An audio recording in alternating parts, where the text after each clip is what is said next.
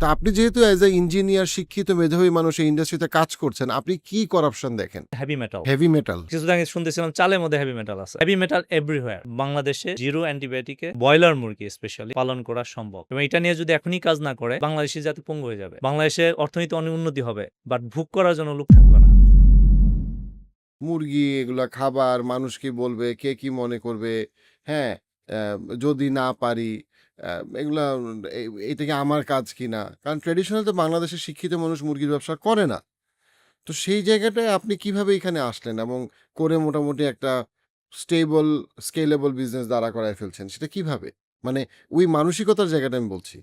যে স্রোতের বিপরীতে আপনি গেলেন সেই বিষয়টা। এটা মেইনলি হলো দেশ আর জাতির কাছে দায়বদ্ধতা।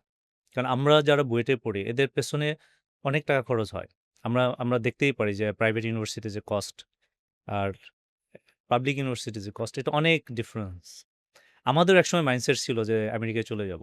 হ্যাঁ? তো বাট বিভিন্ন ইস্যুর কারণে বা যেটা হোক আমাদের ট্রান্সফরমেশন এর কারণে পরবর্তীতে আমরা বলছি, "no, we should stay in Bangladesh." আর এখান থেকে বাংলাদেশে আমাদের দুর্ভাগ্য হলো আমরা খুবই একটা corrupted, everywhere corruption is the মানে খুব রুটেড একটা জিনিস। তো দেশ ও জাতির দায়বদ্ধতা থেকেই আসলে আমাকে এই সেক্টরে আসা এবং কিছু একটা করা প্ল্যান থেকেই আসা। আপনি যদি বলেন রিগ্রেট না, রিগ্রেট আমি কখনোই করি নাই। কারণ আমার একটা বড় হলো ভাই আমার আল্লাহ তাআলা যেটা আমার ভাগ্যে রাখছেন সেটা হবে। কিছু আপস অ্যান্ড ডাউনস ছিল, সেটা কিছু ভ্যালিড রিজন ছিল। সেটা আমাদের সাইড থেকে না। সেটা অন্য একটা ইনফ্লুয়েন্স উইল ডিসকাস যদি সময় পাই আমরা আলোচনা করব। আর যদি বলে সাস্টেনেবিলিটির ক্ষেত্রে আমরা যেটা চেষ্টা করছি শুরুর থেকেই একটা প্রোটোকল দাঁড় করানোর চেষ্টা করছি। আমাদের যেমন ভেটেরিনারি ডক্টর আছে, নিউট্রিশনিস্ট আছে। টেকনোলজির ক্ষেত্রে আমি কন্ট্রিবিউট করতে পারছি। তো আমরা একটা জিরো অ্যান্টিবায়োটিক ফ্রি রেঞ্জের যে প্রোটোকলটা ওয়ার্ল্ড ওয়াইড যে স্ট্যান্ডার্ডের সাথে ফলো করে এটা আমরা দাঁড় করানোর চেষ্টা করছি। এর মধ্যে ডিফারেন্ট চেঞ্জ আসছে, হিকাপ আসছে, we try to modified. Then we have a sustainable model now. তো আমরা এটা নিয়েও কাজ করব চিন্তা করছি। কারণ এটা শুধু আমি করলে তো হবে না। আমি যদি দেশ ও জাতির যদি কে সামনে নিয়ে যেতে চাই, একটা সুস্থ জাতি তৈরি করতে চাই, এটা অ্যাক্রস দ্য বাংলাদেশ সেটাকে ছড়াইতে হবে। তো আমরা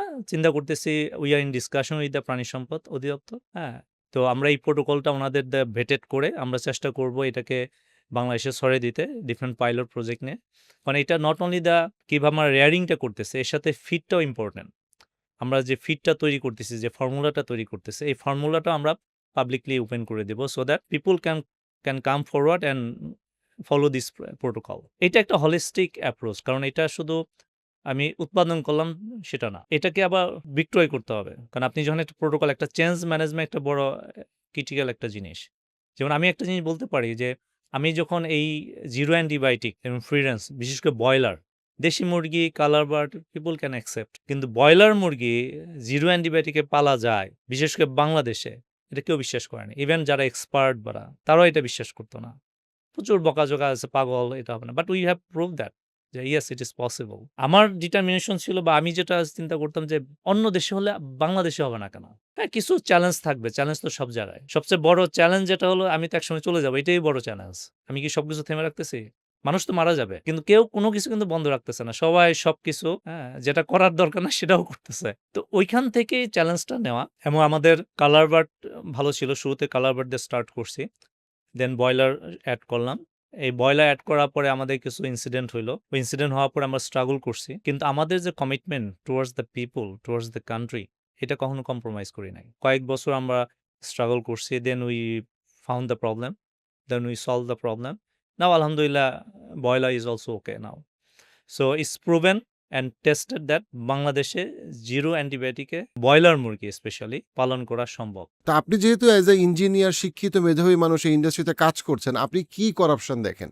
আমরা মুরগি নিয়েই কথা বলি। যেহেতু মুরগির বিজনেস আমি আছি। তো আপনি যদি চিন্তা করেন যে আমাদের জীবনটাই মুরগিময়। প্রতিদিন আমাদের কোনো না কোনোভাবে হয় মুরগির ডিম, নাহলে মুরগির মাংস আমরা খাচ্ছি। তো এই মুরগি যেমন একটা যদি উদাহরণ দেই আমরা, একটা মানুষ তার জীবনে রাইট না প্রায় ১,০০০ পিস মুরগি খায়। ১০,০০০ পিসের মতো মুরগির ডিম খায়। এবং এটা ঢাকাতে গড়ে। ঢাকাতে গড়ে।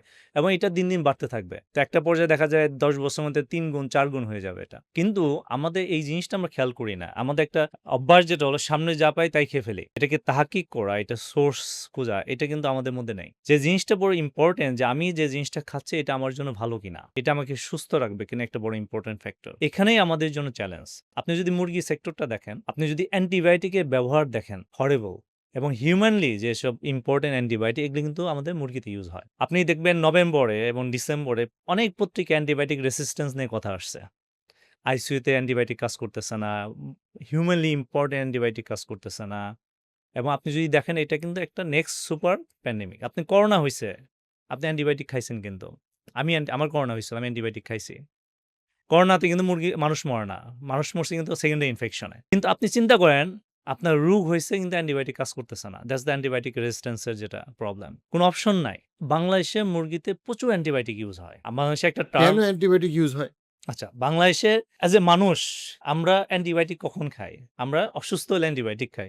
নিজেরাও খাই, ডাক্তারের প্রেসক্রিপশন দিলেও খাই। কিন্তু মুরগির ক্ষেত্রে ইজ ডিফারেন্ট। ইভেন গরুতেও কিন্তু ট্রিটমেন্ট হিসেবে অ্যান্টিবায়োটিক ইউজ হয়। কিন্তু মুরগিতে ও যাতে অসুস্থ না হয় এজন্য অ্যান্টিবায়োটিক ইউজ করে। ও যেন বাড়ে, গ্রোথ বাড়ে এজন্য অ্যান্টিবায়োটিক ব্যবহার করে। আর রোগ হলে তো কথাই নাই, ককটেল দেয়।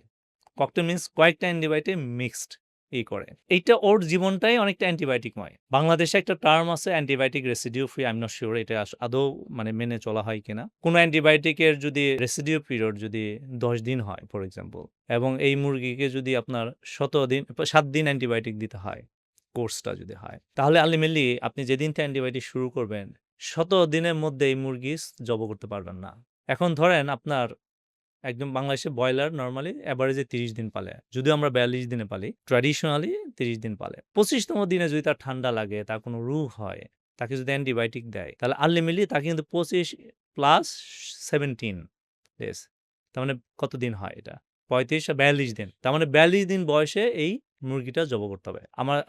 আমার ডাউট আছে যে আসলে বাংলাদেশে এটা আদৌ ফলো করে কিনা। ওজন বাড়ানোর জন্য অ্যান্টিবায়োটিক ইউজ করে এবং antibiotic residue and antibiotic resistance কিন্তু এক জিনিস না। রেসিডিউ হলো আপনি অ্যান্টিবায়োটিক দিচ্ছেন, কিছু লেফট ওভার রয়ে গেছে। অ্যান্টিবায়োটিক রেসিস্ট্যান্স হলো ওর ভেতরে যে ব্যাকটেরিয়া আছে ওটা অ্যান্টিবায়োটিককে প্রতিরোধ করে ফেলে, কাজ করতে দেয় না। এবং এটা যদি মানুষের মধ্যে ট্রান্সমিট হয়, ওর মধ্যে আপনি বলবেন, ভাই আমি তো কোনোদিন অ্যামোক্সিসিলিন খাই নাই। আপনি যখন কালচার করবেন দেখবেন অ্যামোক্সিসিলিন রেজিস্টিভ। কিরে ঘটনা কি? আমি তো ভাই গত ১ বছরে আমি অ্যান্টিবায়োটিক খাই নাই। তাহলে এটা কিন্তু আপনার ফুড থেকে আসছে। আপনি জানেনও না যে আপনার ভেতরে একটা অলরেডি রেজিস্ট্যান্স গ্রো করছে। এটা একটা বড় ফ্যাক্টর। দ্বিতীয়ত হেভি মেটাল। Heavy metal? হ্যাঁ, কেন? বাংলাদেশে ক্যান্সার বলেন যে হ্যাঁ? এই লেড যেগুলো আছে ক্রোমিয়াম, এটা কিন্তু ক্যান্সারের জন্য এই হেভি মেটাল কিন্তু রান্না করলে আরেকটা জিনিস বললেন, সেটা হলো অ্যান্টিবায়োটিক রেসিস্ট্যান্স কিন্তু রান্না করলেও যায় না। আমাদের একটা ধারণা আছে যে আমি খুব ভালোভাবে রান্না করলে আমার অ্যান্টিবায়োটিক কিছু ব্যাকটেরিয়া কিল হয়, কিছু অ্যান্টিবায়োটিক ধ্বংস হয়। কিন্তু অনেক রেসিস্ট্যান্স আছে যেটা আপনি পেনিসিলিন টাইপের এটা ধ্বংস হয় না। তার মানে আমি রান্না করলেও কিন্তু আমার বডিতে আসতে পারে। ঠিক আছে? ঠিক তেমনই হেভি মেটাল কিন্তু রান্নাতে যায় না। হেভি মেটাল অনেকভাবে আসে। সেটা আপনার ওই যে ফিশ মিল, পোল্ট্রি মিল, ইন্টারন্যাশনালি কিন্তু একটা নিয়ম আছে। অ্যানিমাল বাই প্রোডাক্ট আপনি মুরগিকে খাওয়াইতে পারবেন না। বাট ইন্টারেস্টিংলি বাংলাদেশে প্রচুর পরিমাণে অ্যানিমাল বাই প্রোডাক্ট ইউজ হয়। যেমন পোল্ট্রি মিল। এমবিএম যদিও নিষিদ্ধ বলে, বাট আমি শুনছি যে অনেক কিছু ইউজ হয়। হ্যাঁ? বাংলাদেশে তো একটা বড় প্র্যাকটিস হলো ডিক্লারেশন, মানে গোপন করে জিনিসপত্র আনা। বাংলাদেশে অনেক কিছু আসতেছে, অ্যান্টিবায়োটিক আসতেছে, বাট এটা ডিক্লারেশন দেয় না। প্রোবায়োটিক ডিক্লারেশন দেয়, অ্যান্টিবায়োটিক এনে বাজারে ছাড়তেছে। সুতরাং হেভি মেটাল একটা বড় কনসার্ন। এটা যদি আমার বডিতে আসে, ডেফিনিটলি আমার একসময় ক্যান্সার হইতে পারে।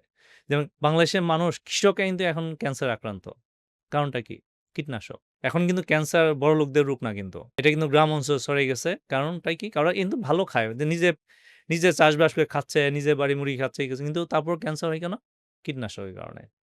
কারণ কীটনাশকে হেভি মেটাল আছে। আপনি দেখবেন মিলন সাহেব আমাদের এক্স ছিলেন, অ্যাডমিন ক্যাডারের লোক ছিলেন। সবাই চেনে মাহবুব করিম মিলন সাহেব। উনি কিন্তু এটা নিয়ে অনেক কথা বলেন, হেভি মেটাল নিয়ে কথা বলেন, কথা বলেন। এটা কিন্তু একটা বড় সিরিয়াস ইস্যু। এবং এটা কিন্তু শুধু মুরগিতে না, ইভেন আপনার শাকসবজিতে হেভি মেটাল আছে। কিছুদিন আগে শুনতেছিলাম চালের মধ্যে হেভি মেটাল আছে। মানে হেভি মেটাল এভরিহোয়ার। এটা একটা বড় একটা কনসার্ন। এবং এটা নিয়ে যদি এখনই কাজ না করে, বাংলাদেশি জাতি পঙ্গু হয়ে যাবে। আমরা হয়তো একসময় বড়লোক হব। বাংলাদেশের অর্থনীতি অনেক উন্নতি হবে। বাট ভোগ করার জন্য লোক থাকবে না। যারা থাকবে টোটালি অসুস্থ জাতি থাকবে। আমাদের হসপিটালে দৌড়াতে হবে। হসপিটাল দেখবেন ভরে গেছে। দেখবেন এখন কিন্তু হসপিটালে ব্রাঞ্চ তৈরি হচ্ছে। পাশে দেওয়ার সাথে তাকে এক্সপান্ড করতে হচ্ছে মাল্টিপল এরিয়াতে। আপনি সবচেয়ে ক্রাউডেড এরিয়া পাবেন হলো আপনার হসপিটাল এবং ডায়াগনস্টিক সেন্টার। বিশেষ করে যেখানে কনসালটেন্ট ডাক্তাররা বসে। মানুষ ঘিস করতেছে। কারণটা কি? কারণটা হলো আমরা অসুস্থ একটা জাতি। আমাদের নিয়ে কেউ চিন্তা করে না। এখানে মেইনলি হলো টাকার কাছে সবাই তার নীতি বিসর্জন দিয়ে দিছে। আমি কিভাবে টাকা অর্জন করতে পারি? মানুষ মেরে হোক, মানুষে দাবিয়ে হোক, হ্যাঁ? মানুষে চুরি চামারি যেটাই হোক না কেন আমাকে ধনী হইতে হবে, আমাকে টাকা অর্জন করতে হবে। কে কি হলো? আমার সন্তান বাঁচলো কিনা? সেটা কিন্তু আমি দেখি না। এইজন্য অনেক বড়, বড় কোম্পানি বলে অনেক কোম্পানির মালিক নিজে প্রোডাক্ট খায় না, সন্তানকে দেয় না। বাট অন্যরা কিন্তু ঠিকই বিক্রি করে দিচ্ছে। বাচ্চাদের খাবার কি পরিমাণ অ্যাডাল্টেশন হয়। নকল খাবার তৈরি করতেছে, করতেছে। মাঝখানে একবার কথা হলো না? নিয়ে ক্যাডবেরি নিয়ে না কোনটা নিয়ে কথা হলো না? যে হেভি মেটাল বা এই ইস্যু আছে। না হেভি মেটাল কি নিয়ে যেন কথা উঠলো। তো এটা আসলেই প্রবলেম। আমাদের চিন্তা করা উচিত যে আমরা আসলে কি খাচ্ছি? এতদিন গভর্নমেন্ট উৎপাদন নিয়ে কথা বলছে যে ওকে ফাইন উৎপাদন করো, উৎপাদন খাদ্যের স্বয়ংসম্পূর্ণ হওয়া। এখন কিন্তু স্লোগান চেঞ্জ হয়ে যাচ্ছে। এখন ফুড সেফটি সিকিউরিটি কথা বলতেছে। নিরাপদ খাবার উৎপাদন। আপনি চিন্তা করেন আজকে যদি আমার ক্যান্সার হয়, আমার টাকা-পয়সা কোথায় যাবে? আপনি ভোগ করতে পারবেন না। একটা সংসারে একটা ক্যান্সার রোগী বা একজন যদি আ মেন্টাল কোনো ইস্যু হয় বা অ্যাডিক্টেড লোক থাকে, ওই সংসারে শান্তি বলে কিছু নাই। এই ভিডিও ক্লিপসগুলো যদি আপনি মিস করতে না চান, পার্সপেক্টিভ ক্লিপসে সাবস্ক্রাইব করুন।